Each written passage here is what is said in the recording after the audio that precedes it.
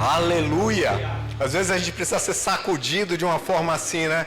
E entender, irmãos, o que nós carregamos, que não é pouca coisa. Sabe, Deus deu para a igreja, deu para mim, para você um nome. E esse nome tem autoridade sobre tudo que foi criado. Tudo, no céu e na terra, tudo está debaixo desse nome. Você já pensou o que é isso? Em termos de poder e autoridade, você já imaginou o que é isso? Amém? Então, vamos começar aqui. Se a gente fosse pegar aqui um tema assim para a mensagem de hoje, eu acho que o tema seria mudando o foco do visível para o invisível. Sabe? Às vezes a gente precisa ter assim, essa consciência de que temos duas dimensões. Nós vivemos em duas dimensões. Amém? A material, a natural, e temos a espiritual. Certo? E às vezes não saber se posicionar nisso ou não entender isso leva a gente a ter prejuízo em nossa vida. Tá? Então vamos lá para um versículo que está em 2 Coríntios capítulo 4, versículo 18. Oh, glória.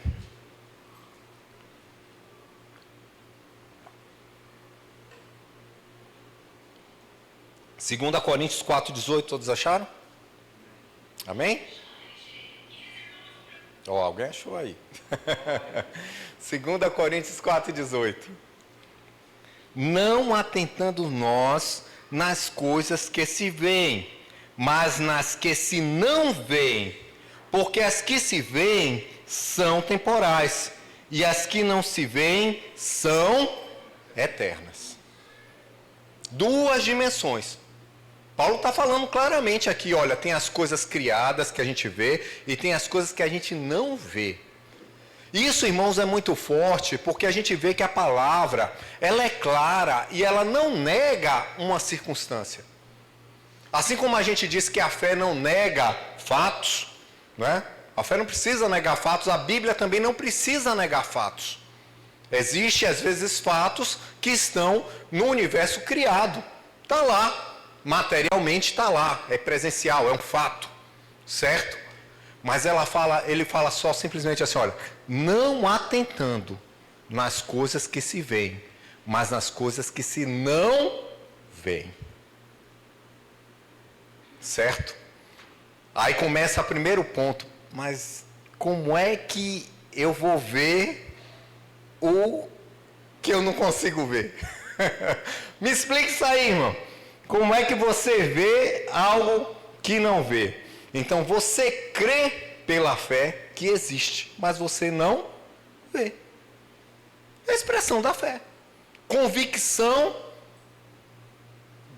das coisas que nós não vemos, mas que sabemos que existem. Em Hebreus está lá, Hebreus 11. Ele discerne a fé dessa forma. Então assim, irmãos, duas dimensões, e uma ela fala que é transitória e a outra ela fala que é eterna. São dois aspectos que a gente precisa prestar atenção. Sabe por quê, irmãos? Porque à medida que eu começo a me concentrar o meu olhar naquilo que eu vejo, naquilo que é o natural, naquilo que é a circunstância, é tudo que o diabo quer para você. É exatamente o que ele pinta. E ele quer que você preste atenção nisso, no natural, naquilo que ele vê. Eu estou com um sintoma, eu não consigo dormir, estou tomando comprimido porque eu não consigo dormir. Eu recebi um diagnóstico, esse diagnóstico é terrível, é terminal e tal e tal. Ou então é a circunstância da conta bancária, eu olhei lá e o saldo está negativo em tantos mil e a coisa não chegou, e como é que fica? E Paulo diz, olha, realidades da vida, irmãos, embates, assim, situações que é possível, é plausível de todo mundo aqui passar. Não é verdade? Não tem nada de anormal nessas situações aqui. Cotidiano, às vezes, que as pessoas enfrentam ao longo da sua vida. Mas o problema é atentar nela. Não atentamos nas coisas que se veem, mas nas coisas que se não veem. Sabe por quê, irmãos? Porque a circunstância, ela é passageira. A luta que você pode estar pensando hoje, meu Deus, e tal, e essa batalha, esse cartão, como é que vai ser o boleto e tal. Ei, isso passa. Isso passa. Mas a verdade de Deus, ela é eterna. E a verdade de Deus te chama para uma identidade. Para uma posição diante do seu Criador, diante daquele que te fez. Porque a palavra, se a gente for olhar no início, ela chega na constituição de homem, Deus forma um homem, e a primeira coisa que ele fala para o homem, depois de criá-lo, é: governe. Tenha domínio. Ei, irmão, o que é que tem se levantado contra você que está fora do seu domínio? O que é que está acontecendo em alguma esfera da sua vida que de repente a circunstância está querendo ditar como é que você vai agir, como é que você vai se sentir? Ei, isso não é para você não. Isso não é essa realidade, não é para você. Deus te trouxe aqui essa noite para você escutar. Olha, essa realidade não é a sua. Não atentando para as coisas que nós vemos, mas atentamos para aquilo que nós não vemos. Deus criou todas as coisas do invisível, não é verdade? Né? Do nada Ele fez todas as coisas. Eu pergunto, se do nada foi criar todas as coisas, em hierarquia, quem está abaixo de quem? Me ajuda aí, irmãos. É o material que governa o espiritual, é isso? Então quem governa o material é o espiritual. Você está entendendo? Quem governa a sua vida material, meu querido, é o espiritual.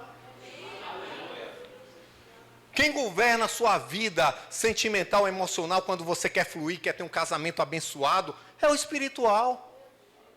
Quem governa as suas finanças, quem governa a sua saúde física, é o espiritual, irmão. Sabe qual é o erro? O erro é quando a gente quer consertar as coisas materiais com as coisas materiais. É as coisas visíveis usando o visível. Está entendendo? E aí começa o esforço próprio, sabe aquela força do braço? Eu vou na força do braço, minha lógica, minha inteligência. Aí tem um termo que os militares usam muito assim, né? Minha sagacidade. Né? Uma palavra assim que os militares gostam de usar, sagaz. O cara é sagaz, é sagacidade de cidadão. Ele consegue ter umas sacadas assim. Ei, meu querido, é o espiritual. A nossa luta não é contra carne e sangue. A palavra é bem clara com isso. E aí eu pergunto espiritualmente qual é a sua posição em Deus. Está entendendo? Porque a palavra declara uma posição nossa em Deus. Ela diz que nós estamos em Cristo, assentados com Cristo, nas mais altas esferas, nas regiões celestiais. A palavra que diz que com Deus aí, nessa esfera celestial, Ele já te deu tudo. O que diz respeito à vida e à piedade. Tudo é o que, irmão? Tudo é uma parte? É 2/3? É 3/4? Tudo é tudo. O que você precisa? Ei, Deus já te deu tudo. O que diz respeito à vida e à piedade. Você já recebeu. O verbo está no passado, meu querido. Entendeu? Ele está no passado, ele já houve essa ação. Olha, eu já te dei. Você já está sentado comigo. Certo? E aí, é por isso que vem a pergunta: o que é que eu estou vendo? A gente volta de novo à pergunta: peraí, se eu tenho que atentar nas coisas espirituais que são eternas, o que é que eu estou vendo? O que é que eu estou levando em consideração? O diagnóstico. Sabe, irmãos, porque aquilo que eu abraço como verdade, eu vou ficar com ela. Entendeu? Se eu pego um parecer, uma situação, um quadro que o diabo pintou e eu assumo e é meu, é meu. E eu vou ficar com isso.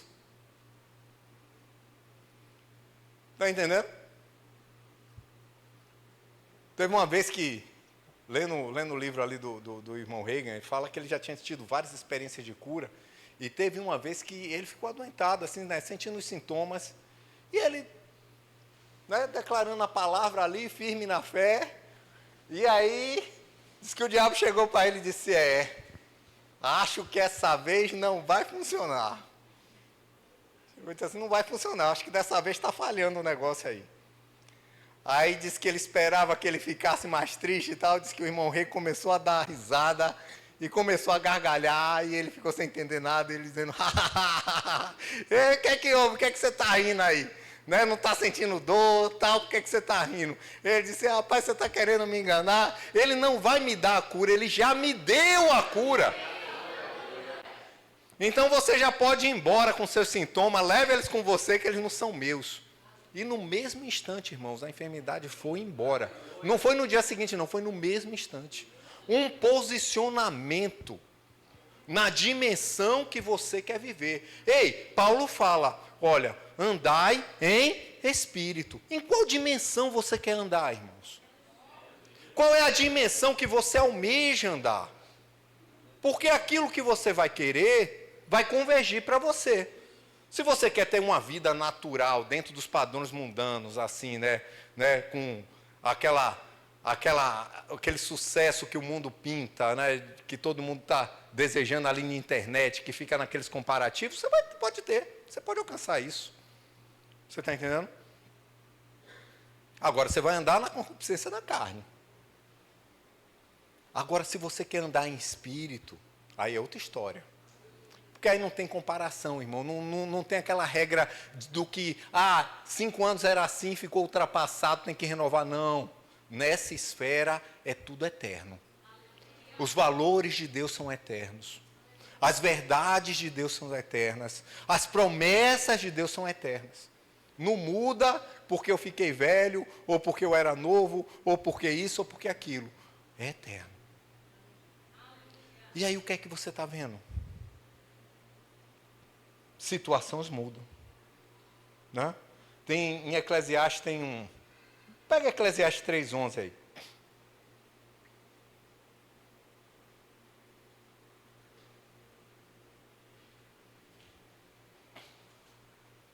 Tudo fez formoso ao seu tempo. Também pôs o mundo no coração. Em outros tempos, bota a ara aí, por favor.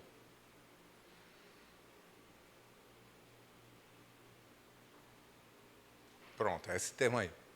Tudo fez Deus formoso no seu devido tempo, também pôs a eternidade no coração do homem, sem que este pudesse descobrir as obras que Deus fez, desde o princípio até o fim.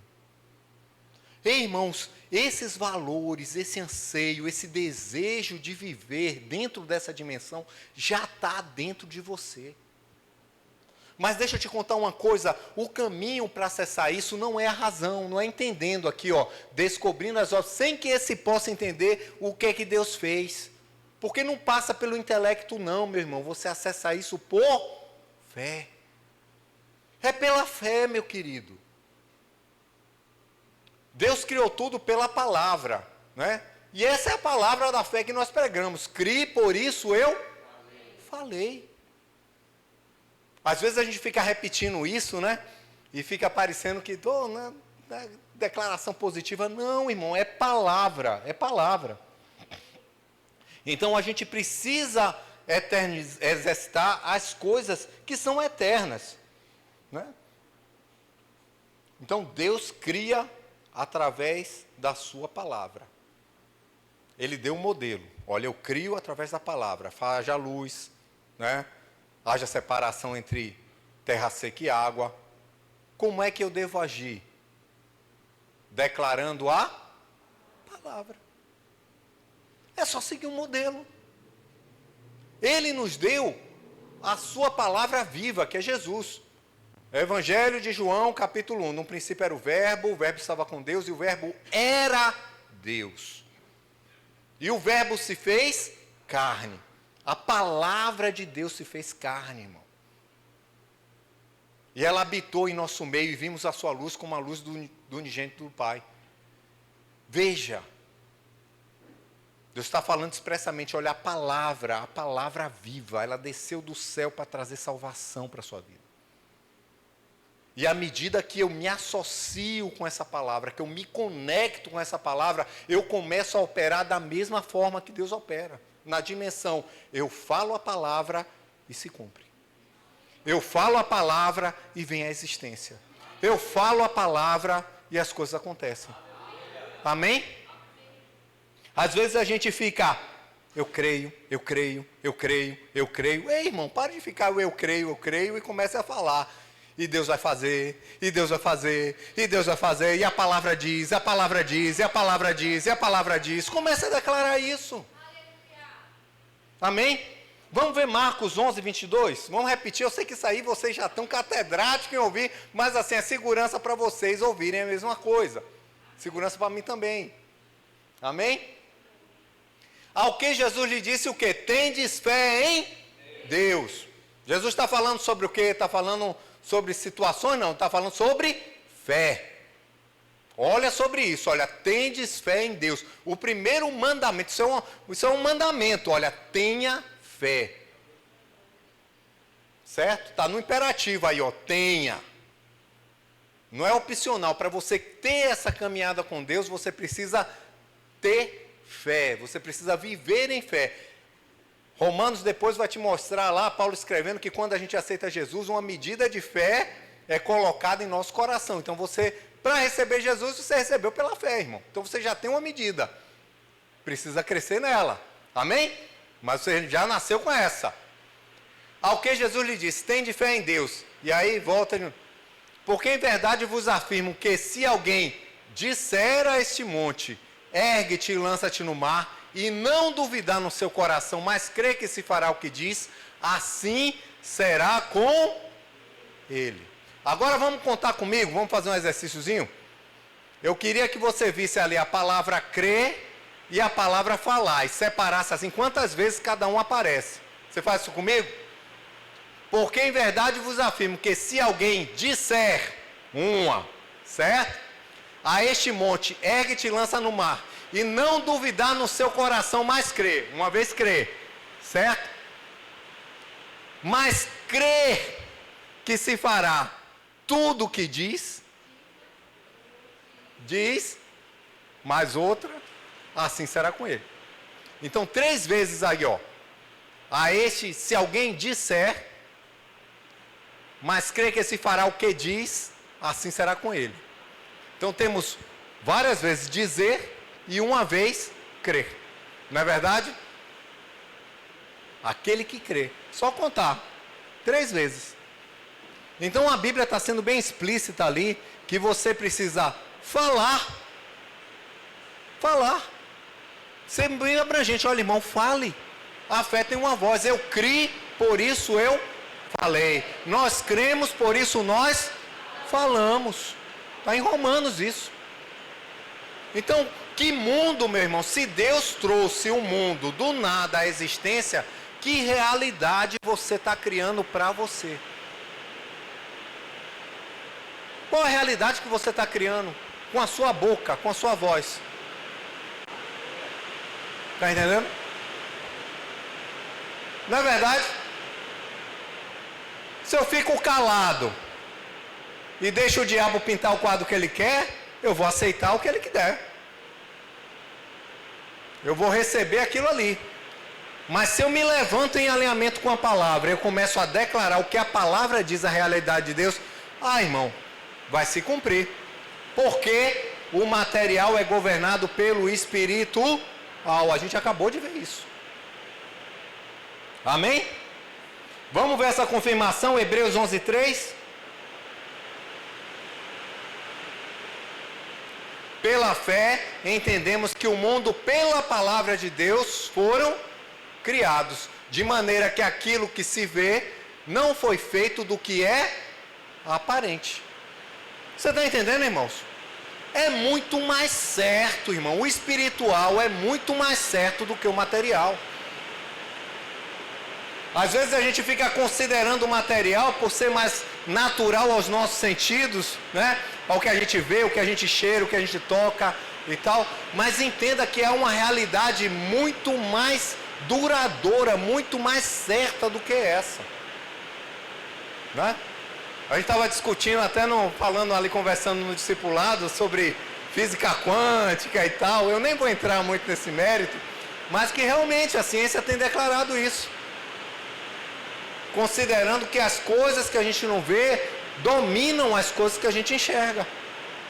E se até a ciência natural faz isso, irmão, e chega nessa conclusão, que dirá a gente que tem algo muito mais poderoso para nos ensinar? Então mude o foco, sabe? Mude o foco. Porque às vezes a gente está buscando em Deus uma mudança de circunstância. E pega isso, por favor, pega isso pela fé. Às vezes você está buscando em Deus uma mudança nas circunstâncias que você está passando. Quando na verdade o que você precisa é mudar o foco. O foco que você está olhando. Ei, irmão, tira o foco de baixo. Tira o foco das coisas que são daqui, começa a focar lá para cima. Bota aquela imagem lá que eu te pedi. Colocou? É uma ilustração, irmãos, acerca do tabernáculo, certo? Aí tem algo parecido.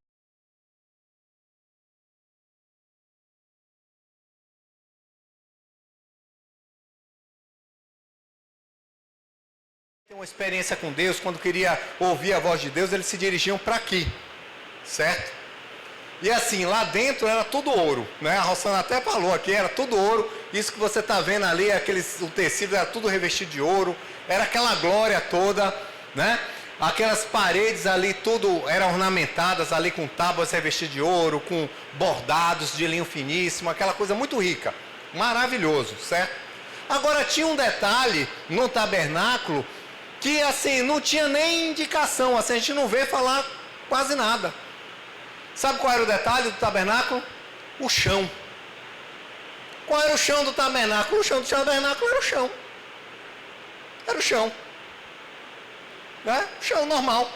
Você olhava as paredes, era tudo trabalhada, realmente tudo manifestava a glória de tudo. Mas quando você entrava lá, o chão era o chão. Você ia olhar. Aí eu pergunto, se você entra num tabernáculo e ficava olhando para baixo, o que é que você ia olhar? Chão. Na verdade. Aí o ouro, e a glória, e as maravilhas que aconteciam. Não, eu olhei o chão.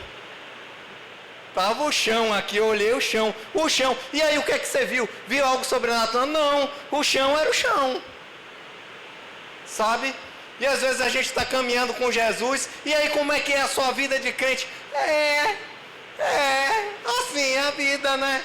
A vida natural aqui. Não, mas você não viu Jesus operar em sua vida? Não, assim, eu estou normal, né? A coisa tá normal. Ei, irmão, olha para o alto. Tira os olhos da dimensão que você está cansado de ver aqui. O que você já vê o tempo todo. Ei, tira, olha para o alto. Para ver a glória. Tem coisa nova para você. Mas se você olhar o chão, você vai entrar e vai sair sem ver nada. Entende, meu querido?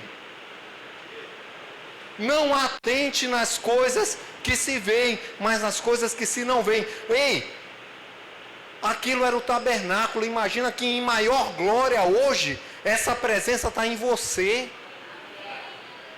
E a gente desconsidera isso quando vem a circunstância e fica com a cabeça preocupada, cheia de coisa. Estou tomando 2 comprimidos para dormir, porque não aguento mais essa pressão, e isso e aquilo. Ei, irmão, deixa eu te falar de novo, isso não é para você não. Essa vida não é para você. A Bíblia fala que o Evangelho é o poder de Deus para todo aquele que nele crê. Ei, se você está resolvendo todos os seus problemas só na força do seu braço, esse seu milagre, essa sua vida está muito michuruca. Está muito michuruca. Está na hora de subir o nível, de sair do raso. Porque você é um ser espiritual e foi chamado para andar na esfera espiritual. Ei, na esfera espiritual, meu irmão, milagres acontecem mesmo. Poder se manifesta mesmo. Cadeias se quebram mesmo. Aleluia. É hora de ver o poder. Como é que eu posso desfrutar de uma vida com Deus sem Deus, irmãos? Está na hora de sair sabe, de olhar do raso e começar a voar, porque é esse lugar que é para você. Aleluia. Efésios 1, 15 e 23. Primeiro Efésios. Efésios, não tem nem primeiro nem segundo, é só Efésios. Já. Aqui tinha um rabisco aqui.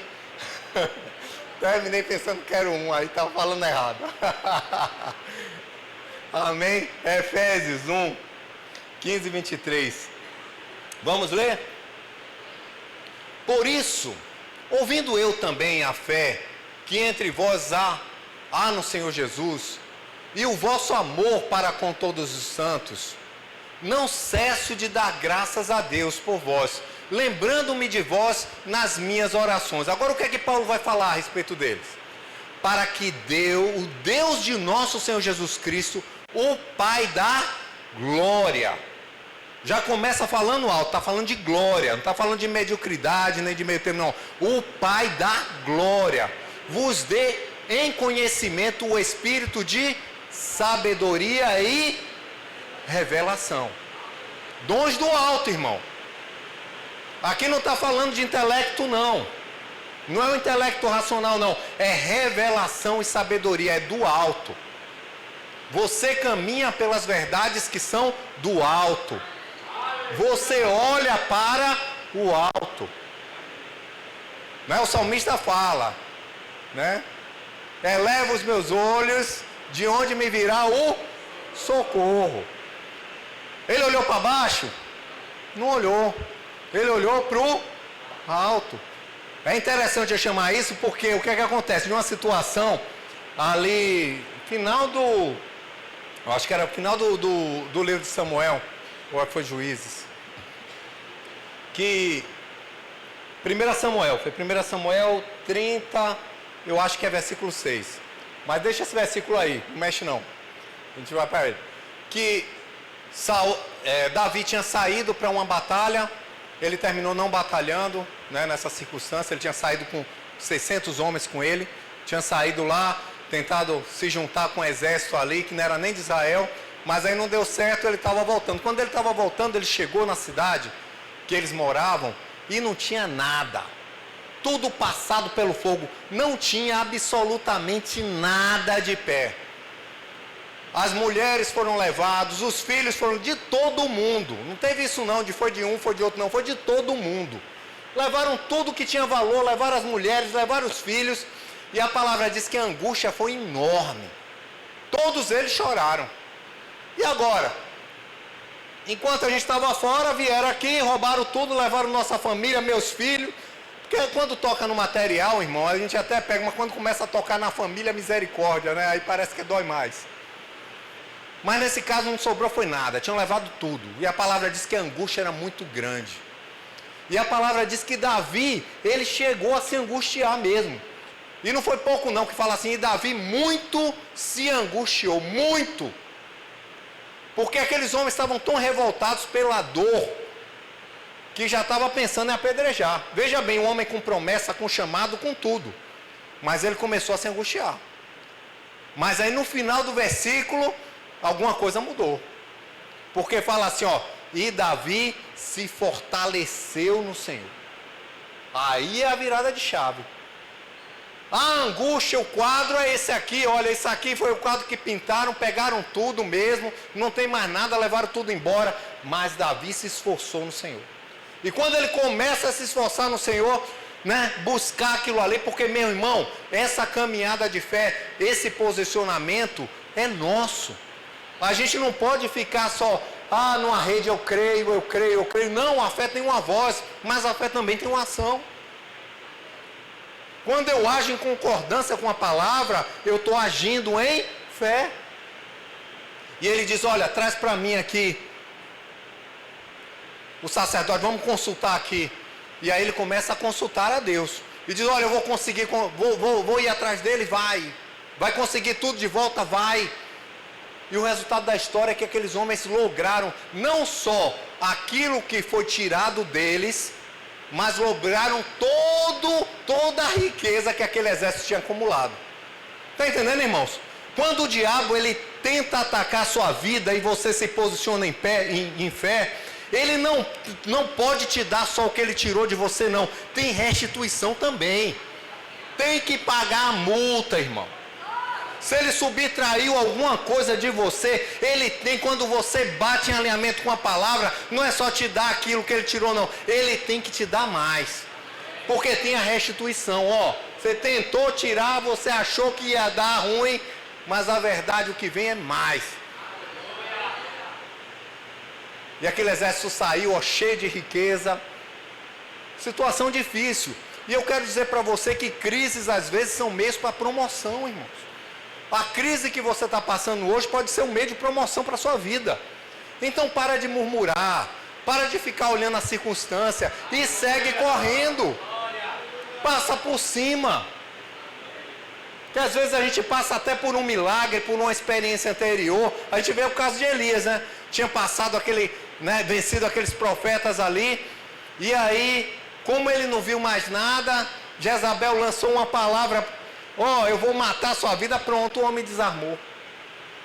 Meu Deus do céu, fugiu. O cara que enfrentou 400 profetas sozinho. Não. Tantos profetas de Baal. Foi 400 mesmo, né? 900? 900, eu que estava deflacionando o número, perdão. Enfrentou tudo isso. Saiu corrido na voz de uma mulher. Mas não era medo pela sua vida. Era medo de que tudo aquilo, se você vê a conversa, o diálogo de Elias depois com Deus, ele fala: Senhor, o Senhor matou, assim eles mataram todos os seus profetas, só ficou eu. Só tem eu adorando o seu nome aqui, todo mundo saiu. Então a visão que ele tinha era aquela visão natural. Aí Deus chega para ele e fala assim: quem disse isso para você? Quem é que está dizendo que só tem você? E começa a falar para ele: olha, tem milhares que eu separei para mim. Ei, irmão, quando você pensar que está sozinho, tem uma hoste celestial enorme atrás de você. Quando você pensar que está naquela luta ali, que está em minoria, maior é o que está contigo do que os que vêm contra você. Desde que eu me posicione. Porque é essa posição que vai gerar o resultado. Fala aí, sobe aí o próximo. Tendo iluminados os olhos do vosso entendimento, para que saibais qual seja a esperança da vossa vocação e quais as riquezas da glória da sua herança nos santos. Sobe mais. E qual sobre excelente grandeza do seu poder sobre nós, os que cremos, segundo a operação da força e do seu poder. Segura aí. Olha só. O texto está falando de vocação. O texto está falando de herança. O texto está falando de poder. Você está andando nisso, irmão? Você está andando em poder, em vocação, tá com consciência dessa herança, porque essa é a sua posição.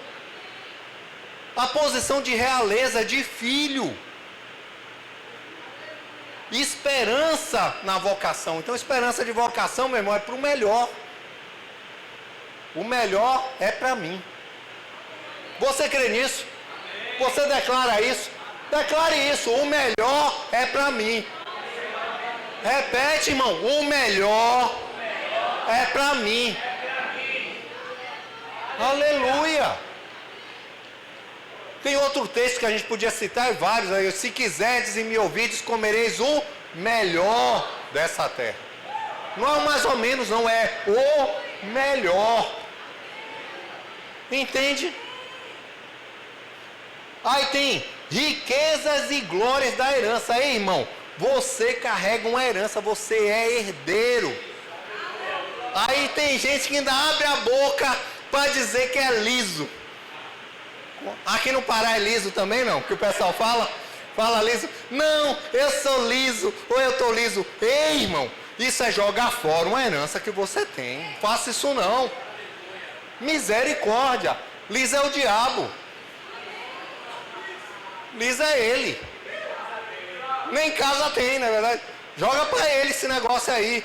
Você tem uma herança. E a herança é de riqueza e glória. Já pensou nisso? Riqueza e glória. Ah, mas isso parece soberbo, irmão. Negócio soberbo. Ei, irmão, isso é religiosidade, achar que não é isso não. Eu estou falando aqui, não é soberba, não é palavra.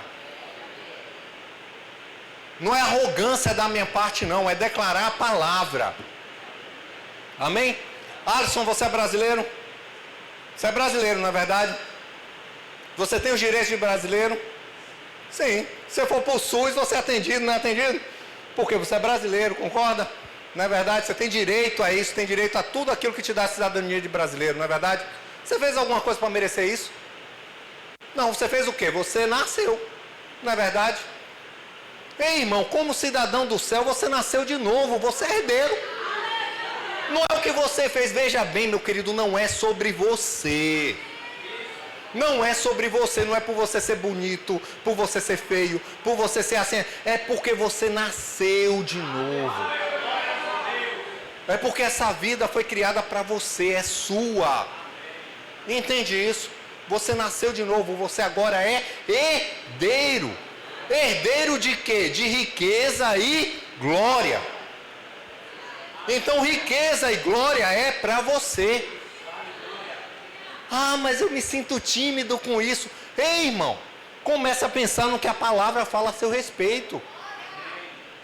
Porque sabe, se você não tiver essa consciência, você não vai valorizar aquilo que tem na sua vida. E quando o diabo colocar migalha na sua frente, vai tentar negociar. Mas aí eu não tenho consciência da glória, da herança que eu carrego. Ah, eu vou negociar com ele. Você está entendendo como isso é perigoso? Então tenha consciência, eu sou herdeiro de riqueza e glória. Eu sou, vocês são? Amém? Amém? Você é? Herdeiro de riqueza e glória. Papai conquistou para mim. Ele me deu. Não fui eu que fiz não, irmão. Não tenho nada para merecer isso aí. Mas ele me deu. E que poder? Porque é outra palavra que fala. E conheço o poder, viver o poder. Que poder é esse? Vamos lá. O poder que manifestou em Cristo, ressuscitando-o dentre os mortos e pondo à sua direita nos céus. Poder de ressuscitar, irmãos. A gente fala que só não tem jeito para a morte. Ei, não tem jeito para quem não conhece essa dimensão aqui, ó. Quem conhece essa dimensão aqui, esse poder é outro nível. Ele muda tudo. Ele traz ali, ó, tirou dos mortos e pondo à sua direita. Sabe que é o mesmo caminho que Deus quer conciliar você? Tirar daquela situação de olhar para baixo e achar que é o vermezinho de Jacó. Né? E trazer de novo, olha, sua posição é no trono. Sua posição é no governo. Sua posição é no comando. Irmão, não deixe pintarem um quadro da sua vida, não. Comece a criar a sua realidade. Crie a sua realidade em Deus. Ah, mas não tem nada na minha geladeira. Então você abre a geladeira e fala, geladeira, você está cheia em nome de Jesus. Ah, não tem nada no meu armário. Pois meu armário vai estar cheio em nome de Jesus. Comece a viver essa realidade, porque, irmãos, é o poder de Deus. Que poder é esse? É do nada trazer a existência. Ah, eu não tenho, eu não estou vendo. Então vai vir a existência. Agora tem um processo. A gente está numa geração micro-ondas, né? Aquela geração todinho, tirou o canudo, colocou, está tudo pronto. E com Deus não funciona dessa forma, irmão. Tem um processo. Vamos falar aí mais de poder. Tem mais coisa de poder aí. Pode botar outro versículo aí.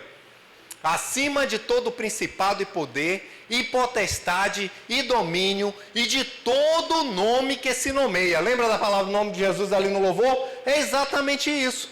Não só nesse século, mas também no vindouro. O que é que está acima do nome de Jesus, irmão? Nada. Nada. E se você está com Ele, o que é que está acima de você? Nada. E se a Bíblia diz, e você é parte do corpo de Cristo, e a Bíblia diz que Ele colocou todas as coisas debaixo dos seus pés, onde é que está a sua dificuldade? Onde está a sua dificuldade, irmão? Onde é que está o seu gigante? Fala aí. Fala aí, onde é que está o seu gigante? Está embaixo do seu pé. Está embaixo do seu pé. Agora você quer tirar o pé e ficar alisando, porque às vezes a gente é bonzinho demais com o cão, né? Chega lá e diz assim: Senhor diabo, o Senhor poderia sair aqui dessa situação. É isso. É assim que você faz? Não é? Fala assim, não. Ou então bota assim. Né? Porque o Senhor é o meu pastor. Nada contra, irmãos. E nada me faltará. Inerte. Né? Ou então fala aquela palavra de Jesus ali quando estava no meio da tentação. Nem só de pão viverá. Falta comer no centro, irmão.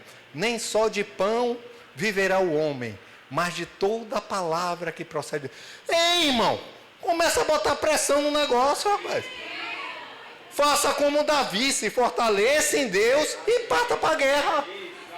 Olha, esse lugar é meu, você está ocupando e você vai sair agora. Em nome de Jesus. Está entendendo? Eu fico pensando naquela situação ali de Josué 6, né? Que ele entra, veja bem, muitos milagres, muitas maravilhas, e de repente ele se depara com Jericó. Aquela cidade enorme. Irmãos, por os padrões da época, Jericó era grande. As muralhas de Jericó eram naturalmente intransponíveis. Ainda mais considerando o armamento, a tecnologia que os israelenses tinham na época. Era intransponível. Uma muralha que passava um carro. Os caras não tinham nem desenvolvido arma de cerco. Não tinha essa tecnologia de arma de cerco. Como é que ia dar certo? Ia dar certo, irmão João? Não dava, né? Naturalmente não dava, não é verdade? E Josué sai, e quando ele está ali olhando ao pé da montanha, aos pés de Jericó, falar a palavra, falar isso, né? Aos pés de Jericó, ele está olhando de baixo para cima. Assim. E quando a gente olha de baixo para cima, a gente costuma ver a coisa muito grande, não é verdade? Em uma posição de baixo, quando a gente está embaixo, tudo é grande. Não é verdade? Se a gente entra no jogo dele e a gente começa a se colocar numa posição de baixo, a gente já entra em desvantagem, que já está olhando tudo grande. Se Davi fosse olhar com a visão racional, ele ia olhar um gigante de 3,5 metros. Mas quando ele olhou assim, visto do alto, ele disse: rapaz, hoje mesmo a sua cabeça rola, irmão. Você não sabe, mas você já perdeu. Mas Josué estava nessa luta. E aí ele vê o anjo do Senhor. Palavra falando. Vê o anjo do Senhor. Com a espada na mão. Então, se a espada está desembaiada, é porque ia ter conflito. Amém? Mas o camarada chega e diz assim: rapaz, você é dos nossos ou é dos nossos inimigos? Imagine. Veja bem, Josué não estava acostumado com a fisionomia do povo dele. Não sabia quem era dele e quem não estava. Mas, irmãos, às vezes as preocupações batem tanto na nossa porta que a gente fica assim meio.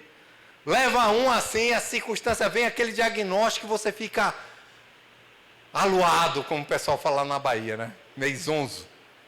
Meu Deus, e isso e aquilo. E ele chega e diz assim: eu não sou nem uma coisa nem outra. Eu sou o príncipe dos exércitos do Deus vivo. Quando ele falou isso, opa, é outra dimensão. Graças a Deus, né? Josué teve aquele discernimento: eu preciso sair do natural aqui, deixa eu deixar minha mentalidade de lado e vou começar a me conectar aqui da forma certa. E aí fala que ele chega, se dobra e começa a adorar, e ele diz assim: o que o Senhor fala ao seu servo? Pronto, eu já estou pronto para ouvir. Eu quero a instrução do alto. O que vem pela frente eu não sei. Não sei o que é que vai ser. Não sei como vai ser. Mas eu quero a instrução do alto. Amém? Amém? E aí ele fala: olha, tira as sandálias, porque o terreno que você está, a terra que você está é santa. Ei, irmão, Jesus, quando ele está no domínio da sua vida, onde você chega, irmão, chega a santidade. A presença traz a santidade. Não precisa estar numa sala marcada ali. Não precisa ser uma igreja, não. Olha, chegou. E eu vou dizer, santificação é para a gente, amém? Os valores são eternos. Então a santidade de Deus ainda está vigente hoje, amém? Uma vida de santidade a Deus, ela é para a gente. Amém? Faz parte do valor da nossa herança. Tá certo? E aí ele pega e começa a receber as instruções. E quando vai para Josué 6:2, irmão, é isso que é maravilhoso. Bota aí, Josué 6:2.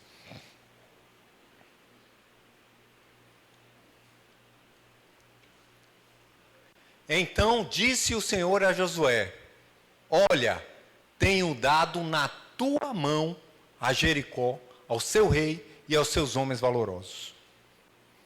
Tenho dado. Josué já tinha conquistado a cidade? Não. O rei estava lá, no palácio dele, sentado no trono, com manto e coroa. Ele só não sabia que ele já tinha perdido.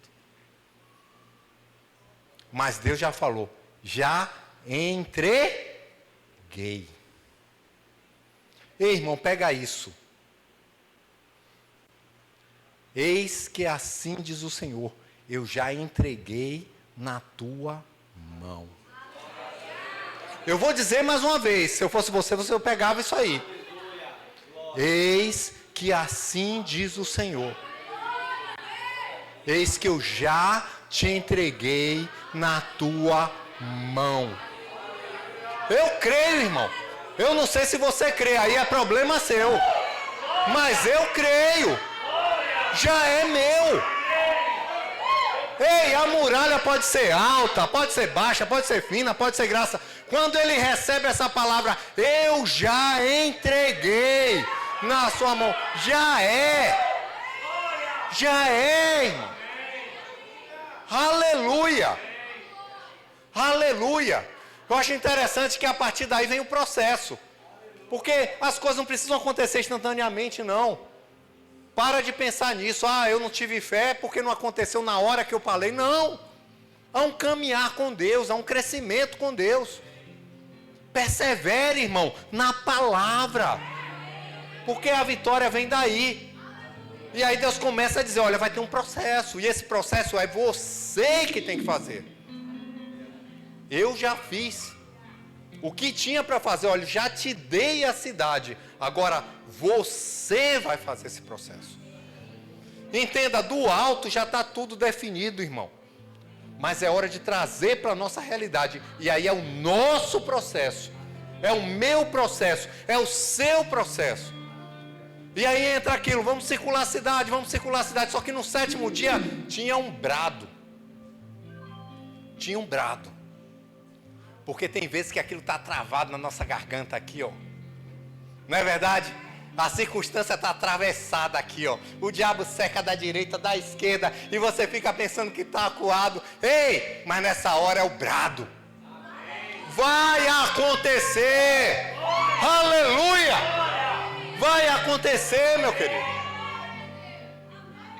Aleluia. Aleluia. Pode vir o louvor. Estou 4 minutos aqui. É tempo de entrar nisso, irmãos. Nós estamos assentados com Jesus.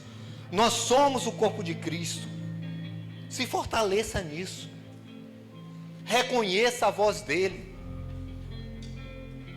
Aleluia. Sabe? Porque em João está escrito que Eu conheço as minhas ovelhas, elas conhecem a minha voz. Está na hora de conhecer mais a voz do Senhor. Ai, como é que eu conheço a voz de Deus? Ei, com intimidade, com a vida ali, de dedicação a Deus ali, com um devocional, uma vida lá de leitura da palavra, de oração. Eu pergunto daqui, se sua mãe te ligar hoje no telefone, aqueles que têm mãe, ela precisa dizer o nome dela para você reconhecer ou só pela voz você? Só pela voz, não é verdade? Na verdade não precisa às vezes nem de 3 palavras, dá 2 palavras você, opa, minha mãe. 2 palavrinhas, por quê? Tempo gasto com ela, tempo gasto em comunhão, tempo gasto andando junto, ouvindo. Ei, irmãos, é para esse tempo que Deus te chama. Caminhar junto, ouvir a voz, reconhecer. E eu digo para você, irmãos, fazendo isso é imparável. Naquele texto que está lá em Josué, a palavra fala que a cidade estava cercada, Jericó estava cercada com medo dos israelenses. E os israelenses estavam com medo de Jericó. Não podia avançar porque Jericó estava ali. Eu quero dizer para você que às vezes a circunstância pode assustar, irmãos, mas a circunstância também tem medo. Porque a circunstância pensa assim, olha, se esse povo descobrir, bradar aí, a gente está perdido. Se ele descobrir a herança que tem, o poder que carrega, não tem jeito, não fica nada. A muralha se desfaz como água. Carregue essa consciência com você, irmãos. Pode dar um frio na barriga, mas ei, não abra. Não abra não. Pode dar sangue na canela, mas ó, a palavra de Deus é a verdade. Os valores de Deus são eternos. E Ele não muda. Amém?